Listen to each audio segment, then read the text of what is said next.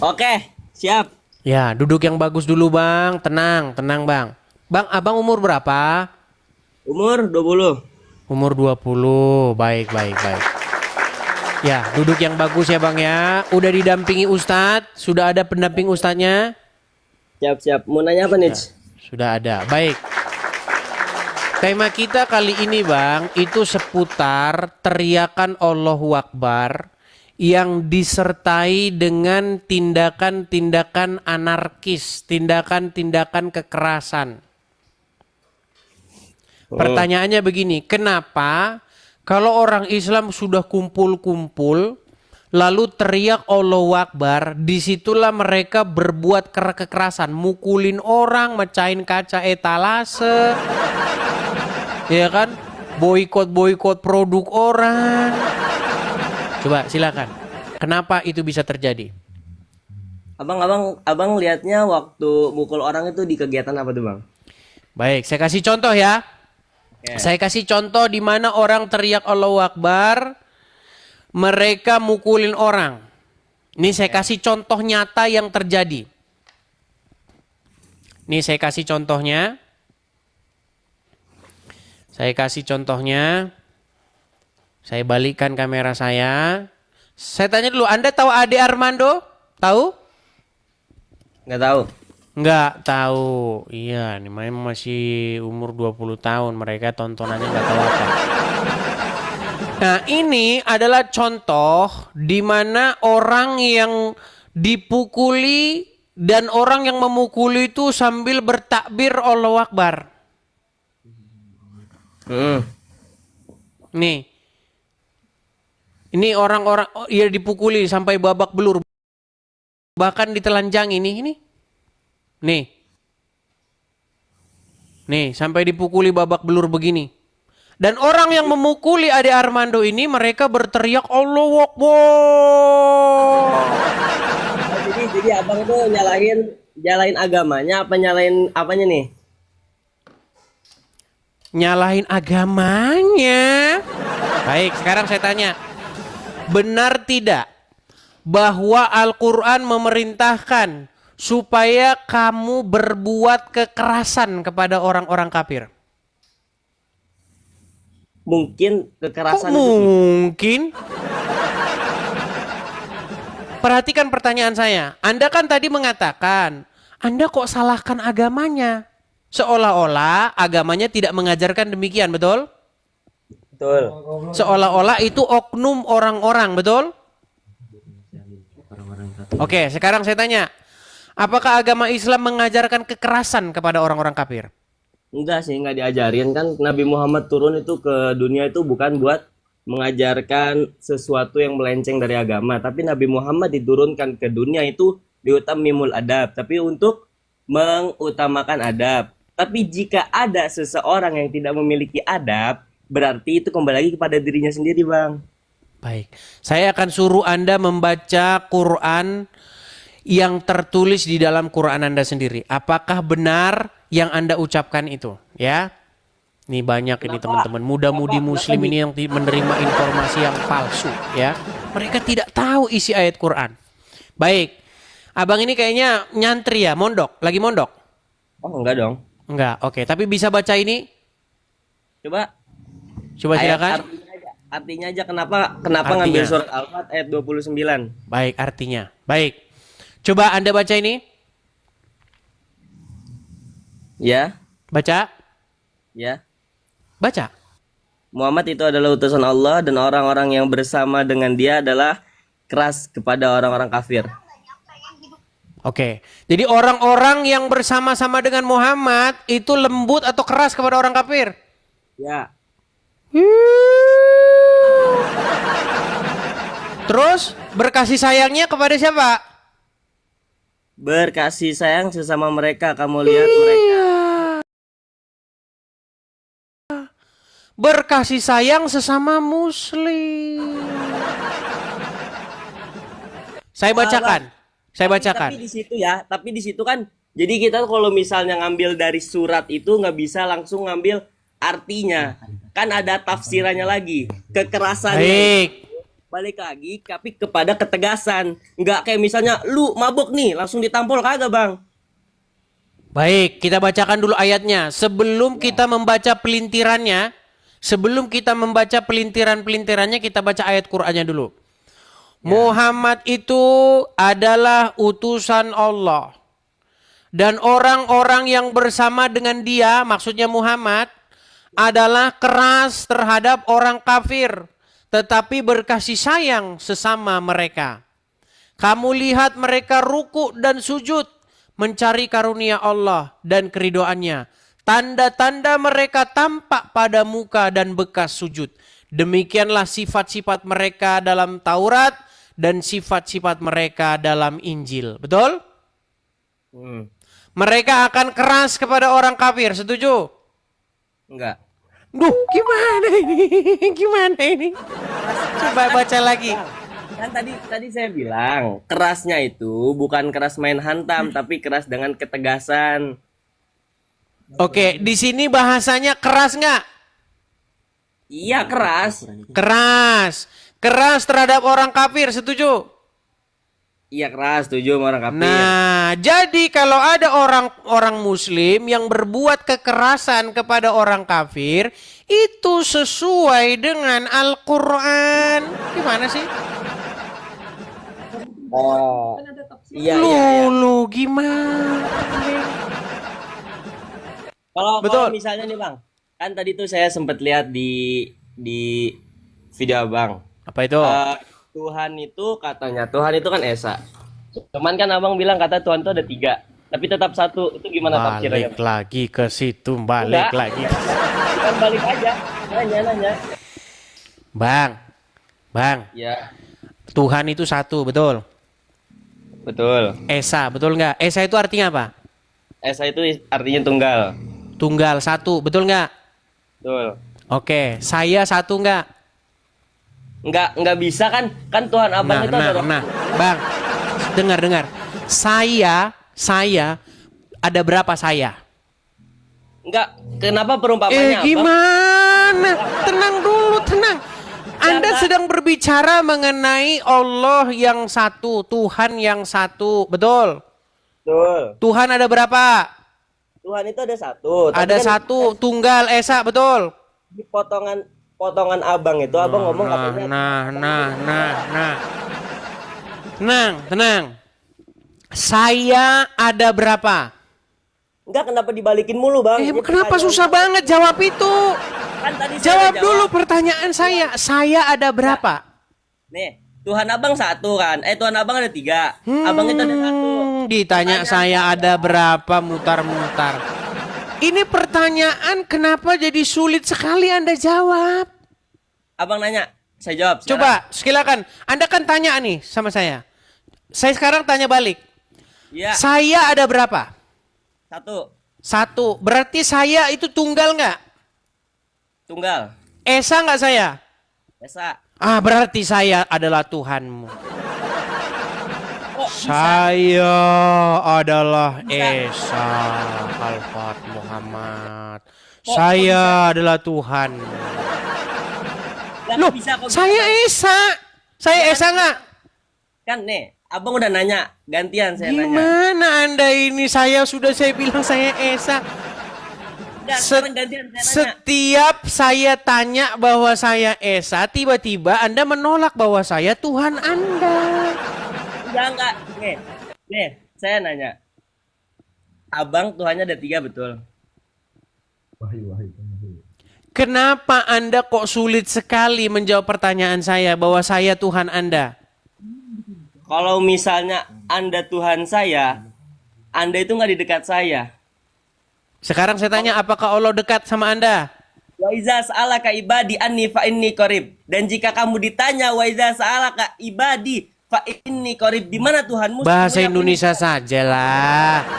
Berarti Allah dekat sama Anda? Iya. Oke, waktu Anda ke WC Allah ada di situ nggak? Di WC tuh bang ada yang namanya cahaya. Kalau kita pakai perumpamaan di luar. Ditanya apa?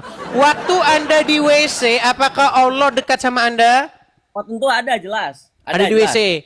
Lalu kenapa ketika Anda masuk WC, Anda masuk pakai tangan kiri? Kaki kiri. Pakai tangan kiri. Pakai kaki kiri.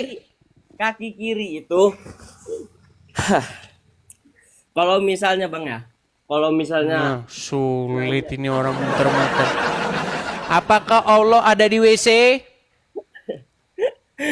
Allah itu nggak berbentuk Bang. Kan dibilang wa iza Nggak sa'alaka berbentuk. Emang kamu pernah lihat Allah? Kamu pernah lihat Allah? Bang, Enggak, saya tanya dulu. Apakah kamu pernah lihat Allah? kita nggak pernah ngelihat Allah. Terus Tapi kenapa kita kamu katakan dia tidak berbentuk? Tapi kita itu merasakan bahwasanya Allah itu ada. Iya, pernyataan Anda bahwa Allah tidak berbentuk itu dapat dari mana? Dari saya tadi barusan.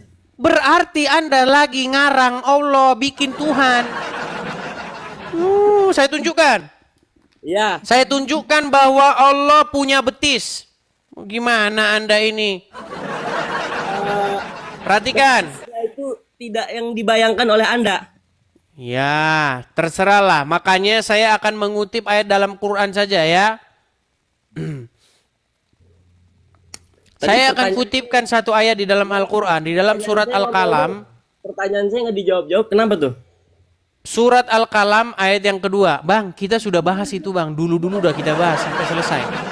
Nih, perhatikan. Quran surat Al-Qalam ayat 42. Pada hari betis disingkapkan dan mereka dipanggil untuk bersujud, maka mereka tidak kuasa. Betisnya siapa nih bang? Betis? Pada hari betis di sini. Oh, itu betis siapa? Betis siapa? Betis manusia. Betis manusia. Memang orang Islam kalau baca Quran mereka tidak baca artinya. Saya bacakan. Lihat ya, kita baca nih tafsir-tafsirnya ya. Perhatikan. Pada hari kiamat urusan menjadi sulit dan huru-haranya mengerikan. Allah datang untuk menetapkan keputusan di antara makhluk. Lalu Allah membuka betisnya yang mulia, yang tidak serupa dengan seratu apapun. Betis yang mulia nggak serupa dengan satu apapun. Memang orang Islam nih kalau bikin tafsir bikin bingung. Coba nih, kita tampilkan lagi nih. Ayat ini menggambarkan kejadian-kejadian mengerikan dan menakutkan yang ada pada hari kiamat. Orang-orang musyrik akan diperintahkan untuk bersujud. Akan tetapi mereka tidak dapat melakukannya, kehinaan akan menyelimuti mereka. Hal ini karena di dunia ketika mereka diperintah untuk bersujud dan taat dan mereka mampu melakukannya akan tapi enggan melakukannya. Oleh karena itu dan seterusnya. Nih saya bacakan lagi nih. Ya. Perhatikan ya. Pada hari kiamat ketika muncul huru-hara, Allah Ta'ala menyingkapkan betisnya dan manusia disuruh untuk bersujud. Lalu orang-orang yang beriman pun bersujud dan tinggallah orang-orang kafir dan orang-orang munafik yang tidak mampu bersujud. Jadi Anda setuju nggak bahwa Allah ini menyingkapkan betisnya? Oke, setuju. Iya, terus kenapa Anda katakan Allah tidak punya betis? Bagaimana Anda ini? Terakhir Bang, terakhir sebelum keluar. Jawab pertanyaan saya, kenapa Tuhan Abang itu 3 in 1? Karena bagaimana dia mau hadir di tengah-tengah umat manusia kalau dia tidak bisa menampakkan dirinya? Bagaimana dia mau bersama-sama dengan manusia kalau dia tidak wujud? Justru itu ada di dalam Al-Quran Anda. Allah itu wujud enggak? Enggak Kak, kok nanya lagi kan? Enggak wujud, yang ditanya itu kabur kan? Bukan kabur, tak dulu. Bukan kabur, ditanya wujud enggak? Jawab. Bang, dengar ya, dengar. Ini paham kekristenan nih ya. Bagaimana Tuhan yang melampaui akal, yang tidak terbatas oleh ruang dan waktu itu hadir di tengah-tengah manusia. Caranya bagaimana? Dengan perantaraan Sang Firman, firmannya yang menjadi manusia, yaitu Yesus. Makanya Yesus itu adalah wujud perwujudan daripada Bapa di sorga. Hmm. Jadi Tuhan mengikut Yesus bersama dengan Yesus itu pada hakikatnya sama dengan mengikut Bapa di surga yang melampaui akal dan pikiran itu, yang tidak terjangkau oleh akal kita, yang maha besar itu. Bagaimana yang maha besar itu hadir di tengah-tengah umat manusia, menyembuhkan, membangkitkan orang mati, melenyapkan segala penderitaan manusia. Dengan perantaran anaknya, makanya Yesus itu adalah anaknya. Anak di sini bukan berarti Bapa di surga itu kawin mawin, punya istri, seperti pahamnya orang Islam. Kalau dalam agama Islam, Allah tidak punya anak, sebabnya karena dia nggak punya istri. Anda tahu itu? Hmm. Apa sebab Allah tidak punya anak? Emang ada ayatnya? Baik, saya tunjukkan ayatnya. Apa sebab Allah tidak punya anak? Perhatikan. Coba bang, bukannya jangan ChatGPT, bukannya tafsir Jalalain bang. Kalau ChatGPT Ya, baik. Saya tunjukkan ayatnya ya. Bagaimana ayat Al-Quran mengatakan di dalam surat Al-An'am ayat 101. Kok ChatGPT sih, orang saya buka Al-Quran gimana ChatGPT? Bang, ini Al-Quran nggak? Oke, surat Al-An'am ayat 101, mau cek nggak Quran di situ atau percaya aja ini? Percaya aja. Baik. Dia pencipta langit dan bumi. Bagaimana dia? Dia di sini siapa, Bang? Lanjutin aja dulu. Enggak, dia di sini siapa? Lanjutin aja dulu. Masa Anda tidak tahu dia di sini siapa? Lanjutin dulu, jangan setengah-setengah. Dia pencipta langit dan bumi. Bagaimana dia mempunyai anak padahal dia tidak punya istri? Dia menciptakan segala sesuatu dan dia mengetahui segala sesuatu. Betul? Betul. Nah, ada satu ungkapan di sini. Bagaimana dia di sini Allah, betul? Bagaimana dia punya anak padahal dia tidak punya istri?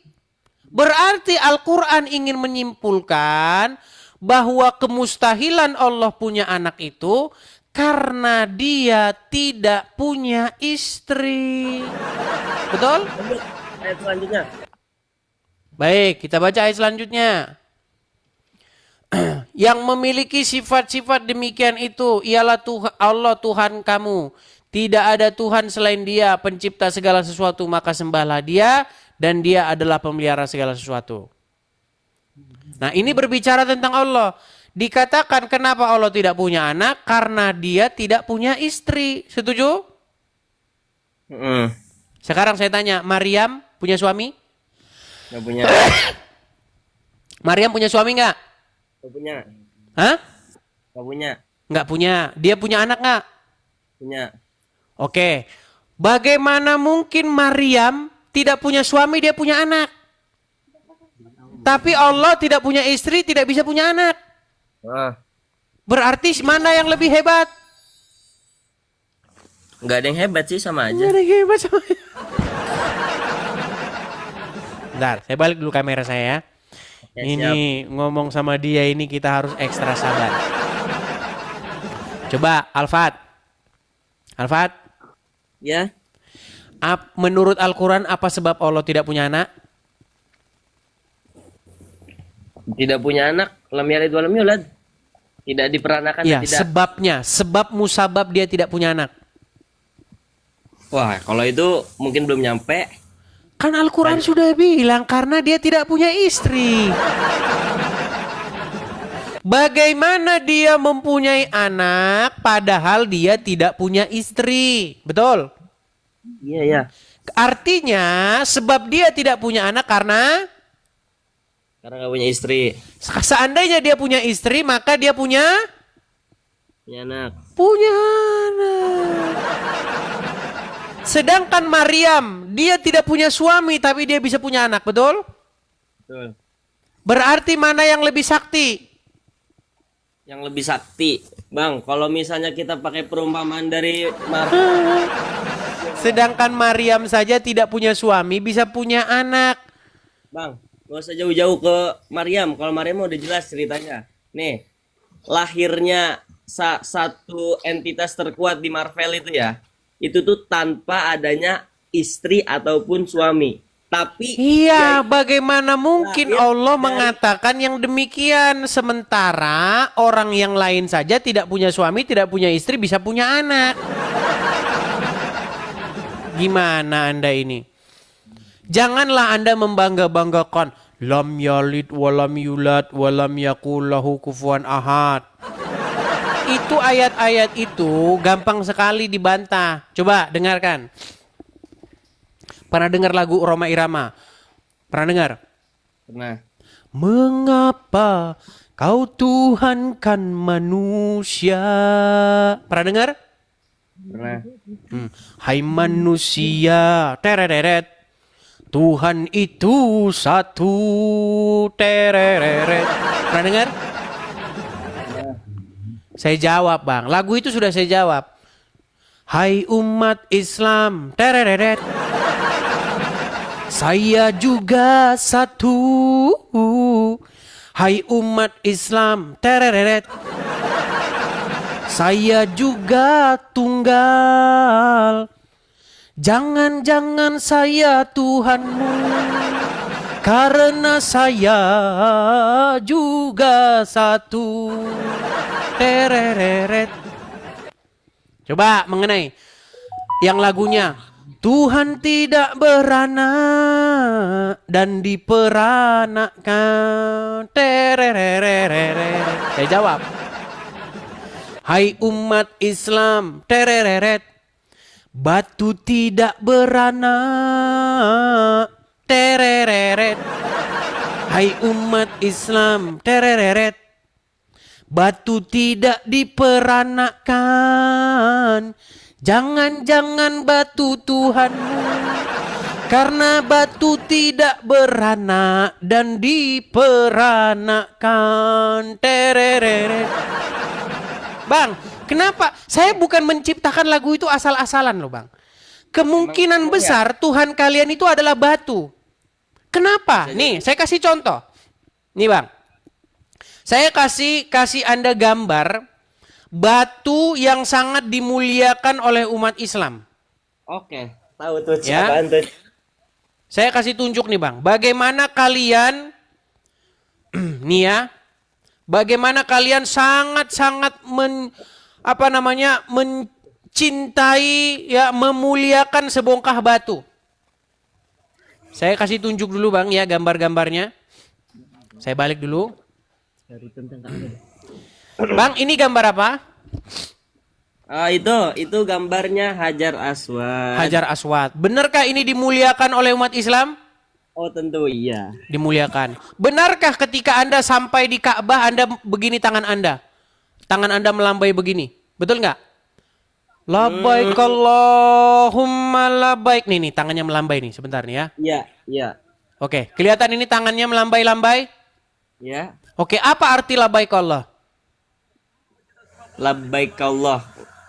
Kenapa nanya artinya? Langsung aja ke intinya. Baik, karena orang Islam walaupun merucap bahasa Arab tapi tidak ngerti artinya seperti a i a u i a u e. Nah, itu persis. Orang Islam seperti itu kalau lagi ngomong. Baik. Kalau misalnya Baik, Bang. Saya balik ya. Dengar dulu, Bang. Arti labbaik Allah, arti labbaik Allahumma labbaik. Idan takalam tu bil lugatil arabiyah bil fusha antum la takun. Aduh, langsung dia ini. Bah, nggak usah jauh-jauh bahasa Arabnya. Saya balik dulu kamera saya nih, saya balik dulu. Alan saubayyin Ketika orang Muslim datang ke Arab, tangan mereka begini. Melambai tangan mereka begini kan? Labbaik Allahumma labbaik. Artinya, ya Allah, kami memenuhi panggilanmu. Itu artinya. Oke. Ketika umat Islam berkata kami memenuhi panggilanmu, tangannya sambil begini mengarah kepada Hajar Aswad. Setuju? Setuju. Oke. Saya tanya, apakah Hajar Aswad itu beranak? Enggak, Hajar Aswad. Apakah Hajar Aswad diperanakkan? Hajar Aswad kenapa ditanya peranakannya? Langsung ke intinya. Hajar Aswad itu kenapa? Berarti Hajar Aswad itu adalah Allah Subhanahu wa Ta'ala. Karena apa? Karena dia tidak beranak dan diperanakkan. Tahu nggak? Terereret. Betul. Tahu nggak cerita Hajar Aswad? Hajar Aswad turun dari surga. Betul. Iya. Dia menyerap dosa-dosa manusia. Betul. Nggak tahu sih. Belum lihat soalnya. Makanya. Oke, apa yang menyebabkan Hajar Aswad dari putih menjadi hitam? Kenapa Hajar Aswad itu dicium? Karena orang-orang Islam mencintai, mengagungkan, memuliakannya. Betul? Sebenarnya nggak ngagumin sih. Ada satu cerita. Terus kenapa dicium-cium? Ada satu cerita tentang Hajar Aswad. Ketika itu Sayyidina Umar bin Khattab berkata kepada Hajar Aswad, "Hei Hajar Aswad, aku demi Allah tidak akan menciummu jika bukan Nabi Muhammad." Oke. Apa sebabnya dia berkata demikian? Karena itu yang dilakukan oleh Nabi Muhammad. Iya, kenapa dia kok bisa berkata demikian? Siapa? Umar kan kata Anda dikatakan, "Hai Hajar Aswad, aku tidak akan menciummu kalau aku tidak melihat Rasulullah menciummu." Betul? Karena Hajar Aswad itu hanya sebongkah batu. Iya, hanya sebongkah batu. Kenapa dia punya pikiran begitu? Itu belum diperdalam lagi. Jadi jika ingin tahu Sebentar. Kenapa dia bisa berkata demikian?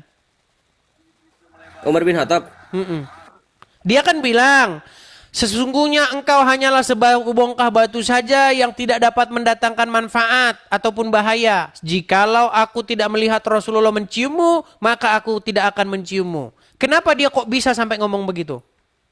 perasaan tadi nggak ngomong ada manfaatnya dah. Baik, saya tampilkan hadisnya ya. Saya tampilkan hadisnya. Kita harus pelan-pelan mengajari umat Islam ya teman-teman ya. Nih, Umar bin Khattab. Santai, nggak bakal stres, sudah kuat iman anak. Sabar ya teman-teman ya. Bang, ngopi enak kayaknya bang. Kopi cok. Ya, jadi begini kan ya? Saya akan tampilkan bagaimana Umar bin Khattab berkata bahwa Hajar Aswad itu tidak ada manfaatnya, tidak mendatangkan manfaat dan bahaya. Saya balik dulu hadisnya. Nih, Bang, tuh duduk tenang, Bang, duduk tenang. Oke, Agak itu enak aja situ. duduk tenang ya. Gue ngerokok kagak. Bang, lihat ininya dong. Oke. Jadi di dalam tadi dulu. Oke, nih saya bacakan ya, Tadi dulu. Kalau misalnya mau lihat riwayat hadis itu dalam pelajaran mustalah hadis, Makasih ada Bang yang James, makasih Bang. Lihat nih ya. namanya Suatu hari Umar pernah mempertanyakan mengenai Hajar Aswad. Setelah ia berdialog padanya, dicatatkan oleh Imam Al-Ghazali dalam bukunya Ulumuddin. Apa dia berkata? Sesungguhnya Rasulullah mendatangi Hajar Aswad dan menciumnya. Umar bin Khattab kemudian berkata kepada Hajar Aswad. Dia ngobrol sama batu nih. Sungguh, aku tahu. Bang, liatin bang. Sungguh aku tahu bahwa kau hanyalah batu. Tidak bisa memberikan mudarat dan manfaat. Sungguh andai aku tidak melihat Nabi menciummu, niscaya aku pun tidak akan menciummu. Sekarang sudah percaya ada dalilnya? ada. Oke. Jadi menurut Umar bin Khattab, batu ini tidak ada manfaatnya, betul? Tetapi karena dia melihat Muhammad menciumnya, dia pun ikut menciumnya, betul? Betul. Oke. Sekarang saya balik dulu kamera saya. Coba Bang, perhatikan ini baik-baik. Malam ini Anda kalau berakal akan meninggalkan agama Islam. Perhatikan. Siap. Jika batu itu memang tidak mendatangkan manfaat, tidak mendatangkan bahaya, berarti perkataan Umar betul, setuju? Setuju. Nah, jika batu itu mendatangkan manfaat, berarti perkataan Umar salah, betul? Betul. Baik, sekarang kita anggap dulu perkataan Umar benar. Batu itu bisa mendatangkan manfaat atau tidak? Hah? Manfaatnya? Ya, ada manfaatnya nggak batu itu? Bisa mendatangkan mudorot atau manfaat atau bahaya? Tidak, menurut Umar. Menurut Umar, ya nggak ada sih. Tidak ada. Berarti mencium-cium sesuatu yang nggak ada manfaat, nggak ada gunanya, berarti itu perbuatan mubazir. Setuju? Setuju. Nah, menurut Al-Quran, perbuatan mubazir itu orang yang suka melakukan hal-hal yang mubazir, berarti menurut Al-Quran sahabat setan nggak? Ya. Berarti Muhammad sahabat setan nggak? Mungkin temenan. Temenan sama setan. Tapi kan tidak terhasut. Loh, Bang, menurut ayat Al-Quran, orang-orang yang suka melakukan perbuatan mubazir itu sahabat setan. Perhatikan. Saya akan tunjukkan ya. Menurut Quran, surat Al-Isra ayat yang ke-27. Al-Isra 27 ya. Al-Isra ayat 27. Saya bacakan. Saya bacakan. Ini cium-cium hajar aswad ini adalah perbuatan mubazir, teman-teman. Dan itu adalah sahabat setan, kata Al-Quran. Jadi Allah bilang Muhammad sahabat setan. Perhatikan. Sesungguhnya pemboros. Apa pemboros bahasa Arabnya? Innal mubazirina. Orang-orang yang melakukan perbuatan mubazir. Ya, sia-sia, boros. Itu adalah saudara-saudara setan. Dan setan itu adalah sangat ingkar kepada Tuhannya. Nih, perhatikan tafsir-tafsirnya. Tafsir-tafsirnya apa dikatakan? Aduh. Mana tadi ini? Ya. Nih, saya balik lagi. Nah, oke, saya lanjutkan yang tadi. Menurut Umar bin Khattab, orang yang mencium hajar aswad itu dikatakan sama Umar, nih, sesungguhnya, nih ya, Umar bin Khattab berkata kepada hajar aswad, sungguh, aku tahu bahwa kau hanyalah batu, tidak bisa memberikan mudarat dan manfaat. Lalu kenapa masih dicium-ciumin? Tapi sebenarnya perkataan Umar bin Khattab ini merupakan pertentangan dengan apa yang diucapkan Muhammad. Ternyata menurut Muhammad, hajar aswad tidak seperti itu. Perhatikan. Apa manfaat mencium hajar aswad? Nih, batu ini manfaatnya apa kalau dicium? Ini menggugurkan dosa-dosa. Gimana sih? Perhatikan. Mubazir nggak? Hah? Mubazir nggak? Iya, makanya perkataan siapa yang benar, Umar atau Muhammad?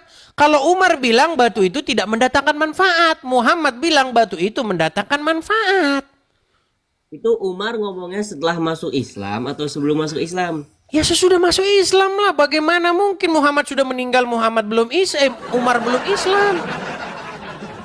Emang kan sebelum Nabi Muhammad Umar juga udah masuk Islam.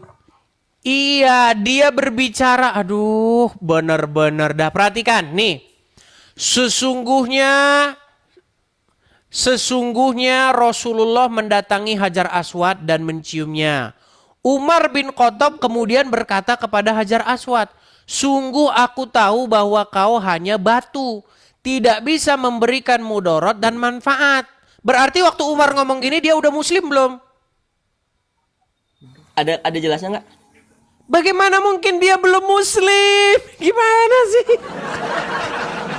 Dia kan ingin mencontoh Muhammad, kok dia belum muslim bagaimana? Penentang ajaran Islam paling pertama sebelum masuk Islam paling keras menolak Islam. Iya, lalu bagaimana dia mengatakan nih? Kalau andai aku tidak melihat Nabi menciummu, niscaya aku pun tidak akan menciummu. Bagaimana ucapan ini diucapkan Umar, tapi Umar belum jadi muslim? Ucapan ini pasti diucapkan setelah dia jadi muslim, setuju? Setuju. Tetapi pernyataan Umar itu bertentangan dengan pernyataan Muhammad. Ternyata menurut Muhammad, mencium Hajar Aswad menggugurkan dosa-dosa. Nih, perhatikan. Sebagaimana Rasulullah bersabda, ketika batu hitam turun dari surga, itu lebih putih dari susu. Tetapi dosa-dosa anak-anak Adam membuatnya menjadi hitam.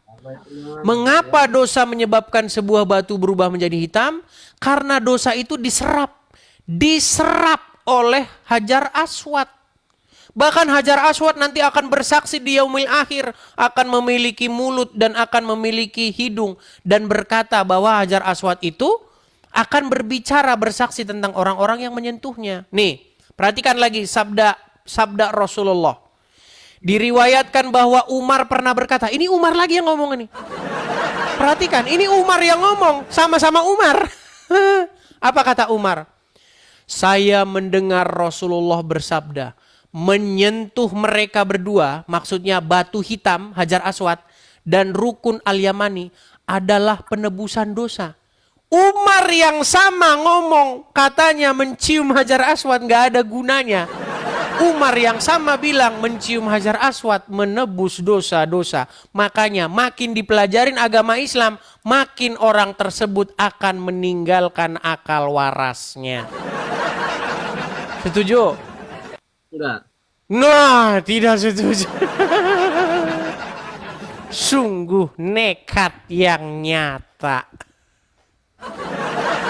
Dan siapakah mereka yang nekat yang nyata? Yaitu yang mereka ketika diberikan bukti kepadanya, tetapi mereka terus mengingkarinya.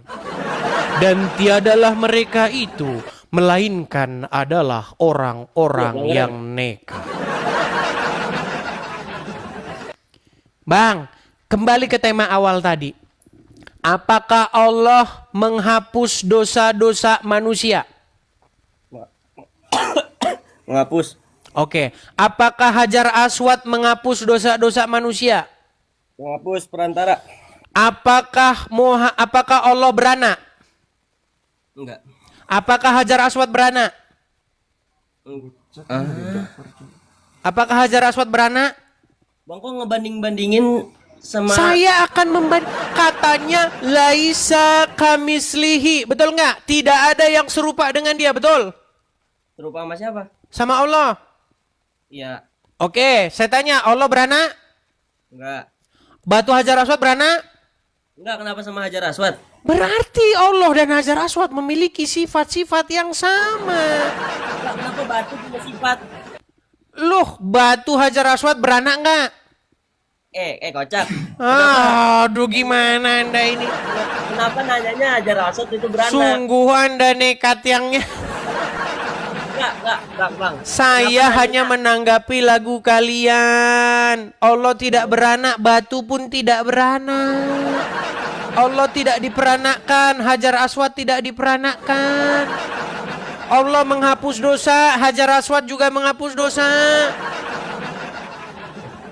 Makanya saya simpulkan, tiada lain dan tiada bukan Tuhan kalian itu adalah Hajar Aswad. Tadi katanya Tuhannya Nabi Muhammad, sekarang ganti lagi Hajar Aswad. Ya, Hajar Aswad itu adalah Tuhan yang nampak sampai sekarang. Muhammad sudah meninggal, sudah nggak kelihatan lagi. Jadi Intinya bertaubatlah kamu dari mengikuti Muhammad. Karena dia akan membuat kamu, satu, berteriak Allahu Akbar terus mukul orang. Dia akan membuat kamu berbuat anarkis dan kekerasan. Dia akan membuat kamu pergi ke Arab mencium-ciumi sebongkah batu. Dia akan membuat kamu meminumi air kencing hewan, air kencing onta. Makanya saya bilang, singkirkanlah Muhammad dari dalam hatimu, wahai Alfat. Oke, Makanya intinya 2025 ganti Tuhan, setuju? mungkin Nah iya mungkin, dia sudah ucapkan mungkin. Ya anak muda harus begitu dong, keren ya. Baik, waktu Anda masih panjang, umur masih 20 tahun. Ya, belajar lagi yang banyak. Nanti Anda akan simpulkan nanti. Saya pegang omongan saya. Semakin kamu belajar agama Islam, semakin dekat pintu gerbangnya untuk meninggalkan agama tersebut. Mungkin 5 atau 10 tahun lagi Anda akan membuat laporan kepada saya. Betul, kata Edis TV itu. Selama ini saya kira Islam itu benar. Makin saya pelajarin, makin saya mau meninggalkannya. Setuju ya? enggak. Ya gimana? Ya kalau sekarang Anda masih mengatakan tidak karena Anda belum belajar. Besok-besok nanti kalau sudah belajar ya. Siap. Oke gitu aja ya. Alfat ya. Siap. Siap. Oke, saya turunkan ya. Sehat-sehat, Dis. Oke, baik. Kamu juga sehat-sehat. Ya. Itulah teman-teman ya. Nekat yang nyata. Ya teman-teman ya, sudah hampir jam 10 malam. Bagaimana? Mau lanjut? Mau lanjut? Lanjut? Bocil. Ya 20 tahun bukan bocil lagi lah. Lanjut. Baik. Sebelum lanjut, kita iklan dulu.